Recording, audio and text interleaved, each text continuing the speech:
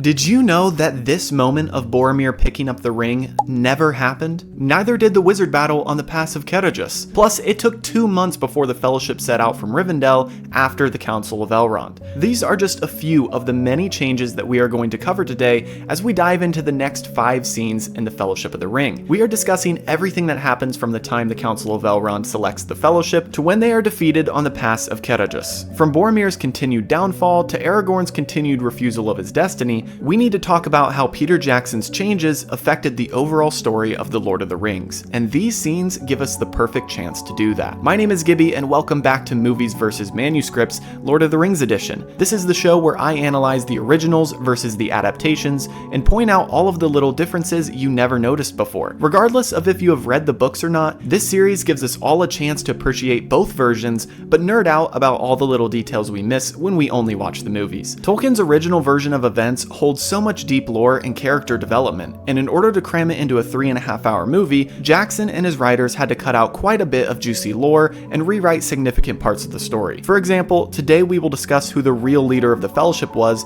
and it might not be who you would think. And we will uncover Gandalf's original plan for the company's path to Mordor, because it is opposite to what Jackson portrayed in the movie. As always, we'll cover the 4 categories of possible deviations, which are characters, timeline, location, and plot. But first, before we jump into the changes, let's review what happens during these scenes in the movie. To start, we jump to the morning after the Council of Elrond, and we see the Fellowship gathering at the entrance to Rivendell. Aragorn is not there yet, as he is visiting his mother's memorial stone. Elrond shows up and speaks to him about how the shards of Narsil could be reforged, and that Aragorn is the only one with the power to wield the blade. Aragorn denies this right and says he has never wanted that power. We also get some backstory on Aragorn, as Elrond mentions that Aragorn's mother left him in Rivendell to be protected, as she knew that once his identity as the heir of Isildur would be revealed, the enemy would seek to destroy him. Of course, we get more of this in the books, but at least in the movie they are finally giving us a little clue as to why Aragorn hides his identity. Anyway, we then cut to Bilbo and Frodo in their room, as Bilbo gives Frodo his old sword Sting. This part isn't really shown in the movie, but in the book while they're on Weathertop, Frodo stabs one of the Nazgul and his blade that he got from the Barrow Downs gets shattered. So he is the only hobbit without a blade, which is why he takes Sting. And then Bilbo gives him his mithril chainmail coat. As he is unbuttoning his shirt to try on the mithril vest, Bilbo sees the ring hanging from his neck and says that he should like to hold it again. Then we get the Bilbo jump scare scene as he lunges towards the ring, and then he pulls back and starts crying. Frodo and Bilbo share a moment together as Bilbo apologizes for everything. This is one of the few heartfelt moments we get between Bilbo and Frodo, as he is realizing the perilous journey that Frodo is about to endure, and Bilbo takes the blame for this. Finally, we cut to the entire company at the entrance of Rivendell ready to set out. Elrond shares a few words, and then the company sets out on their journey to Mordor. We get a montage of them traveling, and I need to interject here for a moment. I know in this series I talk a lot about the changes Peter Jackson made to the books, and because of this, people get the feeling that I don't like the movies or am being overly critical, but this isn't the case at all. And this montage moment is a perfect example of one of the things I absolutely love about Jackson's adaptation. As I mentioned in a previous episode, Tolkien cares a lot about timing, and he made a point to give dates and times for the journeys that each character made. This helped to build out the world and give a realistic feel to a fantasy work, and this is something that most adaptations get wrong, but Jackson nailed it. Peter Jackson and his team always made sure to take the time to add travel sequences. They didn't just cut to the next moment of dialogue to keep the viewer engaged. The film industry has become a lot like a Mr. Beast video, optimizing for retention, and Jackson did the opposite. As I rewatched this scene, it made my heart happy as I could see this part of Tolkien's epic saga coming to life on the screen.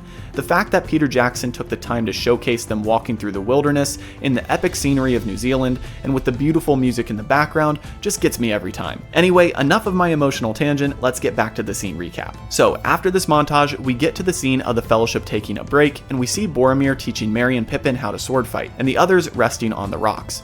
It is a lighthearted moment and one of the only redeeming qualities of Boromir in the film before his last stand. But it is quickly interrupted when they have to hide from the Crebain from Dunland. After realizing that Saruman is spying on them with the Crebain, they decide to take the Pass of Caradhras. Before this moment, they were simply planning to head for the Gap of Rohan. We then cut to them trekking through the snow, and Frodo takes a tumble and loses the ring. Boromir picks it up and has a moment with it, but Aragorn snaps him out of it and tells him to give it back to Frodo. We then see the Crebain flying back to Isengard and delivering the news to Saruman, Saruman, who evidently speaks bird. These next few moments we have some alternating narration from Saruman, which gives the viewer context on some of the things that are about to come up. He mentions the dangerous Pass of Caradhras, and that if it fails, they might have to take another path, which Gandalf desperately wants to avoid. Of course, we know he is referencing the Mines of Moria. After we see a sequence of the Fellowship trekking through the Snowy Mountain, and Saruman and Gandalf having a shouting match, Frodo ultimately decides to take the path through Moria after Gimli suggests it, and Gandalf leaves the decision up to Frodo. And this is where we'll cut off for this week's episode. Already we have encountered multiple moments that were completely fabricated for the movie,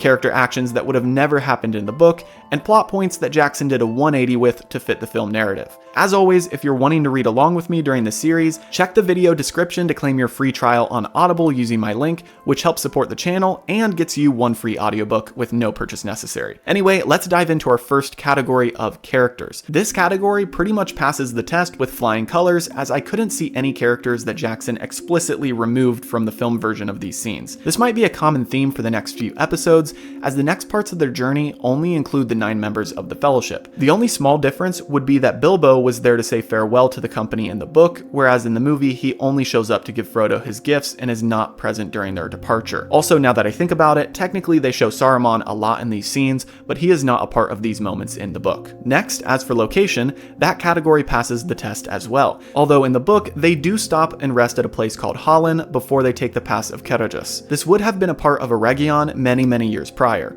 I don't really include this as an outright plot change, as they technically could have stopped there in the film during the part when the Krebine fly overhead, but they just don't clarify in the film if that's actually where they are. Finally, before we head into the plot changes, we have our category of timeline. This was changed quite significantly for the film, as you get the impression that they are leaving quite quickly after the Council of Elrond. I know, just because we didn't show it doesn't mean it didn't happen, but here's my argument against that. Jackson does a great job of displaying the passage of time, as I previously stated, and even during their travel scene, we get a voiceover from Gandalf stating that their journey would take 40 days or whatever. I believe that if Jackson truly wanted them to stay in Rivendell for 2 months before leaving, he would have added some sort of dialogue or a moment displaying this delay in time. Tolkien was very precise about being realistic and acting like this war was legitimate.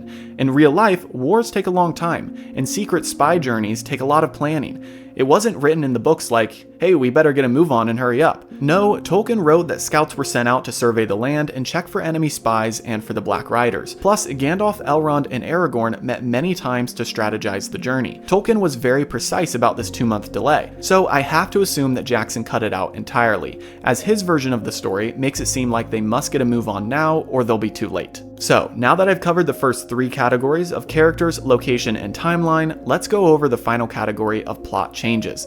As always, I'll try to keep this in chronological order, and this week I decided to spruce things up a bit and give a little bit of context for these changes. This will make more sense in a moment once we get to a change that is lacking information. So let's start from the beginning. First, there is no moment of Aragorn at his mother's memorial in the book. This scene has multiple fabricated elements to it. First of all, I feel like I'm beating a dead horse, but just in case this is the first time you're watching my channel, I'll repeat this plot point again. Aragorn is not afraid of his destiny in the books. In fact, he embraces it, and even to the point of carrying around the shards of Narsil with him his whole life. So Elrond coming up to him and saying that he can reforge the sword, but Aragorn refusing it, is completely made up to fit this new Aragorn character arc. Elrond also mentions that Aragorn's mother left him in Rivendell to be protected. And although this very briefly touches on Aragorn's history, I wanted to provide some more context for this detail. You see, Tolkien gives more information in his other writings about the history and lore of Aragorn and his lineage. As we know, he is the heir of Isildur. His father was Arathorn II, and a little known fact is that Aragorn is actually related to Elrond. Much like in real life, although Sauron was defeated, that doesn't mean all evil simply vanished. When Aragorn was 2, his father Arathorn was slain by an orc, and Aragorn was then fostered in Rivendell under his uncle Elrond in order to protect his identity. Let's just say that Sauron's allies and followers did not like the bloodline of Isildur, as that is the guy who quote-unquote killed their master. So they were desperate to wipe out all of his heirs. Elrond decided to hide Aragorn's identity by calling him Estel, which means hope. Later, after meeting Gandalf and becoming good friends with him, Gandalf told him about the Shire, which led Aragorn to become a ranger around the lands of the Shire and Bree and be a protector of the inhabitants of these lands, earning him the name Strider. There's a lot more to this story, including a prophecy from his grandmother, his true love story with Arwen, and his journeys before the War of the Ring, but I think that's enough context on Aragorn for today. It is important to note that so far, he has been kept secret from Sauron, and that he also kindled a strong friendship with Gandalf. The next change is still related to Aragorn and his destiny, and it is that he actually does have the Shards of Narsil reforged in Rivendell before they leave. In the book, he renames the blade Anduril, which means Flame of the West. Next, as I mentioned in the timeline section, the hobbits actually stay in Rivendell for 2 months. During this time, Aragorn and Elrond's sons, Elrohir and Elladan, set out with many other scouts to locate the Black Riders. During this scouting time, they find dead horses at the end of the river and a tattered black cloak. The scouts determined that the Nazgul were hurt and it would take time for them to regain their full power again, and that is when the company decides it is finally time to set out from Rivendell. Before they set out though, we have a few more changes. First, after the council, the hobbits have their own meeting in which Merry and Pippin get upset that they missed the Council of Elrond and didn't get a chance to volunteer for the journey like Sam did. They even reference the assignment as a reward, which Frodo chastises them for as he knows this journey is no reward. They say that they would have to be chained up and thrown in a sack if Elrond didn't want them to go, and Pippin says that they need people of intelligence on this quest. At this moment, Gandalf walks in on them and says, "Then you certainly will not be chosen, Peregrine Took." This is a small change in the films, as Pippin says this after they barge in on the council in the previous scene, but they give Gandalf's line to Merry, who says, "Well, that counts you out, Pip." Gandalf tells them that the Fellowship will be selected by Elrond alone, and Gandalf has no control over who goes. Elrond ultimately selects the 9 companions, they don't volunteer like in the movie. Elrond selects Legolas to represent the elves, Gimli to represent the dwarves, and Aragorn to represent men. Boromir is only selected to tag along as his path back to Minas Tirith goes along with theirs for quite some time, and a significant change is that the original intent of Aragorn was to accompany Boromir and split off from the company at that point and take up his crown at Minas Tirith. This is a major shift from the movies, as Boromir and Aragorn don't exactly get along, and as we have stated, Aragorn is not so big on his destiny. As for the selection of Merry and Pippin, we need some more context. In the book, Elrond is strongly against them going with the company. He hints that he does not foresee good things happening with them in the company, which possibly could be in reference to Pippin causing part of their trouble in Moria, which results in Gandalf's death. Elrond says that he had planned on sending Merry and Pippin back to the Shire to warn them of the coming danger. Elrond in his foresight and wisdom is foreshadowing the Scouring of the Shire. Now, once we get to the very end of this series, I will do a video in depth on the Scouring of the Shire, but for those of you now who are like, what in the world is the Scouring of the Shire, I want to give you some more information. If you don't want spoilers, skip ahead a couple minutes. Pretty much after Saruman is defeated in Isengard, he heads to the Shire and takes things over. Now technically, he had been buying things from Bree and the Shire for years during this conversion to the dark side, which explains why Merry and Pippin find old Toby in Saruman's storehouses. But after he is defeated in Isengard, he personally goes to the Shire and takes over the hobbits along with some evil men who he controls. Elrond is foreseeing this disaster and hopes that by sending Merry and Pippin back to the Shire, they could warn the inhabitants and avoid this oncoming darkness and fight against Saruman. But this is where something unexpected happens. For all of Gandalf's poking at Pippin, he actually tells Elrond it would be wise to include them in the journey. Now, it is unknown if he does this because he also sees his own death in the future, but he might know that his death will result in ultimate good, meaning his return as Gandalf the White. Either way, this is changed for the films. Plus, another small detail is that Elrond selects 9 companions to rival the 9 Nazgul. It's all very symbolic. Next up, let's take a look at Bilbo and Frodo's talk in Rivendell. Bilbo does give Frodo Sting and his mithril coat, but there's a couple of changes. First, like I mentioned, Frodo takes Sting because his previous sword shattered on Weathertop. Second, Bilbo does not lunge at Frodo. In fact, this moment happens previously in the Hall of Fire in Rivendell. I believe in episode 9 I talk about this a little bit more, but essentially to recap, Frodo imagines Bilbo's face changing in his own head. It doesn't actually happen in real life. So this whole moment of Bilbo jumping towards him to take the ring and then crying afterward doesn't actually happen. Another small line change is that in the books, after Frodo puts on his mithril coat and covers it up, Bilbo says something like, "There is now more to you than appears on the surface." This line is altered just a little bit and then given to Gandalf in the Mines of Moria, which we'll address next week. Next, the Fellowship only travels at night, whereas the movie shows them essentially only traveling during the day. Tolkien writes about them traveling at night very deliberately to avoid enemy spies seeing between them. Another change is that although they have a horse with them in the movie, Bill the Pony in the books is pretty much a main character, and the 10th member of the Fellowship. Tolkien writes about him and even his personality. Comment below if you want some more justice for Bill the Pony. As for sword fighting between Boromir and Merry and Pippin, that is made up. Not to say that it couldn't have happened, but the books don't specifically write about it. Something else different about this moment is when the Crebain from Dunlin fly overhead. In the book, the Crebain fly overhead at multiple points in their journey, and the company doesn't rush to hide from them, as they are unsure if they are actually spies of the enemy or not. Plus, even if they are spies, they assume that they're spies of Sauron. At this point, Saruman is not on their minds at all. Next, let's talk about the leader of the company. In the movie, one would assume that this is Gandalf. He is the oldest and wisest after all, but in the books, Aragorn is way more the leader and gets the final say on the decisions. In fact, this plays into a massive change in their planned path for the journey. In the book, Frodo overhears an argument between Aragorn and Gandalf, and you won't believe what Gandalf says. Gandalf actually advocates for them to take the path through Moria. In the movie, the narration from Gandalf says that they will make for the Gap of Rohan, but in the book, Aragorn and Gandalf agree that Rohan is already compromised. As we discussed in a previous episode, Gandalf had already been in Rohan and was unwelcomed. This made Gandalf think that Saruman had already claimed the minds of the men in Rohan, and therefore it would be unwise to go that way.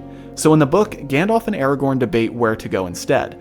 Gandalf wants to take the path through Moria, and Aragorn says that he wants to avoid that place at all costs. This is totally opposite of the film, as if you remember in the movie, Gandalf is completely opposed to Moria. Ultimately, Gandalf leaves the decision up to Aragorn, and he decides to take the Pass of Caradhras, a snowy mountain standing in their way. This prompts a smaller change, which is that in the movie, Gimli suggests Moria, but Gimli so far has really not talked in the book. Now, for some context to the overall narrative, I need to mention that in the book, Tolkien makes a point of displaying multiple arguments. Tolkien is showcasing that after weeks of travel, the entire company is getting a little annoyed with each other. There is friction between the members as Gandalf argues with Aragorn and Boromir at different points, and the breaking of the Fellowship is being foreshadowed. They are not one big happy company, and Tolkien makes it clear that this journey is not straightforward or easy. There are many paths they could take, all of which are dangerous, and they have to select carefully. Once they decide on the Pass of Caradhras, Boromir suggests that they take advantage of the wood around them, and each person takes a bundle of wood for the snowy road. And now we have one of the larger changes made for the film. Although a small moment, it speaks volumes to the future of Frodo and Boromir's relationship. In the book, Frodo does not drop the ring, and Boromir does not pick it up. Some context we get in the book that we don't receive in the movie is that Elrond makes it clear to all of them before they leave that Frodo is not to give away the ring to anyone. This is unspoken in the films, but it would have helped give context for why it was so taboo for Boromir to even lay a finger on the ring, instead of just letting Frodo go get it out of the snow. Anyway, as the Fellowship travels, the snow continues to pile up, and Tolkien notes that it is more snow than usual. This of course is because of Saruman's influence. They hear maniacal laughter and shouting as the mountain pours snow down on them, but Gandalf never gets up and shouts back at Saruman, and they don't even know that it is Saruman doing it. In the book, Gimli says that it is the mountain punishing them, as it's angry that creatures are walking on it, and the others say that it's Sauron. When Sauron is mentioned, Gimli says his arm has grown long indeed if he can affect the weather over 300 leagues away. This line is not said at this moment in the movie, but is reused later by King Theoden talking about Saruman and Helm's Deep. By the way, speaking of Saruman, as I mentioned before, he is not included at all in this chapter of the book, and Jackson includes him in these scenes to give context to the viewer, and to give a chance for some narration about Moria and the darkness that awaits them in the mines. But in the book, the Crebain do not go back and report to him as shown in the film. So we are almost to the end of the changes for these scenes. The last couple changes are in regards to their decision to turn back and go through Moria. First, Gimli never suggests it, and Gandalf never gives Frodo the right to make the decision. As mentioned, Gandalf was actually the one in favor of Moria from the start, and it was Aragorn who was staunchly against it. But after realizing that they would die in the snow of the mountains, they accept defeat and decide to turn back. Aragorn and Boromir plow ahead, and Legolas walks over the snow to scout before them. They find that there is a massive snowdrift blocking their path, but Legolas walks past it and informs the two men that it's only a few feet thick and the other side is wide open. So Aragorn and Boromir plow through the wall of snow and then go back to carry each of the hobbits to safety. Once the entire company reaches the bottom of the mountain again, the chapter ends with a somber note of their defeat on the Pass of Caradhras. This chapter in the book ends on a depressing note. They have journeyed for miles, they are wet, cold, and tired, and they now have been defeated by one of their only options to get to Mordor. Their number of paths left is dwindling, each more dangerous than the last, and it is sinking into each member of the company how dangerous this journey really is. In fact, Sam shows his naivety early on when he sees the mountains before them, and he admits to Frodo that he thought they had reached Mount Doom already. But things are only getting started for them, as in the next chapter we have our first fight scene, which isn't even included in the movie at all. If you want to stay tuned for that episode, subscribe and turn on notifications as I release these episodes every Saturday morning. If you enjoyed, be sure to like and leave a comment about which parts you thought were right to change and which ones you wish Peter Jackson and his team would have kept in the film. Check the description below for your free audiobook on Audible, and as always, be sure to go back and check out all of the previous episodes if you aren't yet caught up with the series. Have a great week, and I'll see you in the next episode.